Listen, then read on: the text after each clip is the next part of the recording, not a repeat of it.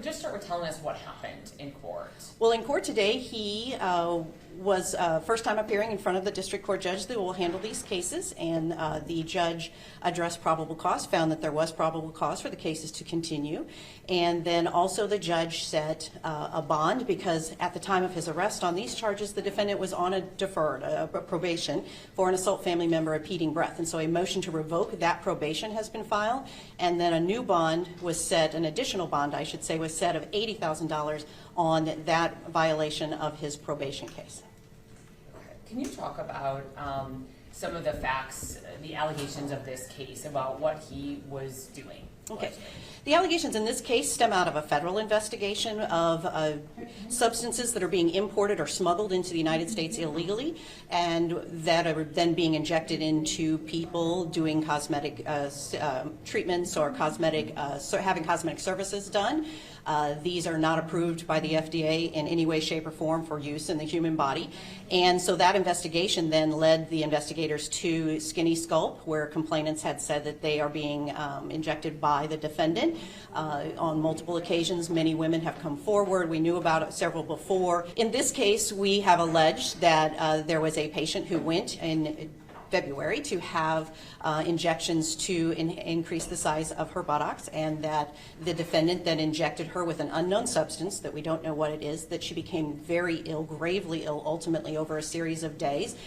So we have charged him with aggravated assault by recklessly injecting that into her, causing serious bodily injury that put her in the hospital, and then also unlawful practice of medicine. He has no license that allows him to inject anything into anyone's posterior. You know, we've seen and been reporting on this happening more and more. Police have confirmed to us that this is kind of a growing issue, a problem in Houston. Are you guys seeing this as far as charges, or more people being charged with similar situations? It does seem like in the last 6 months or so, there's been a flurry of individuals who have been alleged to have been doing procedures, cosmetic procedures that they're not licensed to do.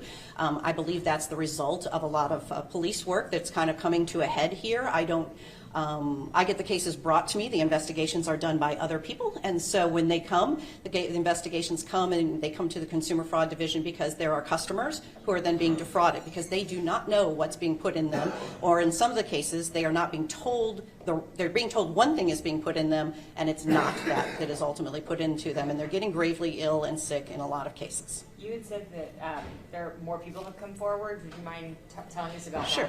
that? Yes, I talk for a living. All right, the Houston Police Department is continuing this investigation because since it has made the news and the charges have been filed, there have been at least 10 other women who have come forward to say they too are recent patients of, and I use patients loosely there, patients of this defendant in getting injections by someone that they believed was licensed or at least permitted to do what they did to them, and he is absolutely not. And so those women are being interviewed, and then of course we would welcome anyone else who has problems or has been a patient of or a customer of this defendant. Have you heard anything about federal charges against Mr. Moore? This case started as a federal investigation, or it's part of a federal investigation that's very much still ongoing into the smuggling of substances into the country from outside of the United States. And so any charges as far as what the U.S. Attorney's Office would be interested in taking, there's ongoing discussions. What is it? Is it ready to be filed? Is there anything that can be filed? Or are these cases best suited for state court? And those are the decisions that will be made in the coming weeks. Oh, and something was found in his house, right? You house? said that when he was arrested. Oh, he was at his business. Oh, at his business. Yes, when he was at his business, would you mind saying Sure. that as well? As I told the court, when the officers went to this defendant's business to arrest him, they found in plain view a case of Botox, but it was counterfeit Botox. It is Botox that was imported from somewhere in China. It is labeled as Botox, which is a brand name and of course is not produced in China. And therefore the FDA has taken that and they're going to figure out what that is. And it was addressed to the defendant and it had been delivered to his place of business. And so that's another part of an investigation that's going on, some sort of counterfeit Botox that has been seized by the authorities. Do we know how he got it, or could other people face charges in relation to that? That's so not what I know anything. Yeah. Sorry, the officers are still. Yeah. But could there be more people facing charges? Do you know that? Could there be a co-defendant? I heard a little bit. And related to his spot? Yes. Not that I think. No. Okay. Now that I've been told, Right, Like I said, right, it's that's like the point. 3 agencies doing a lot of stuff, Yeah, yeah. so every now and then I get a briefing, so that's what I've got now. So it's big, I mean, it's a big investigation.